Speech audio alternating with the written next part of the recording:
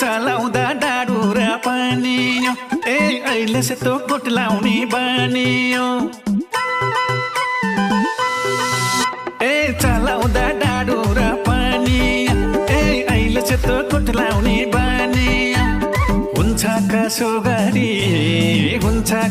गरी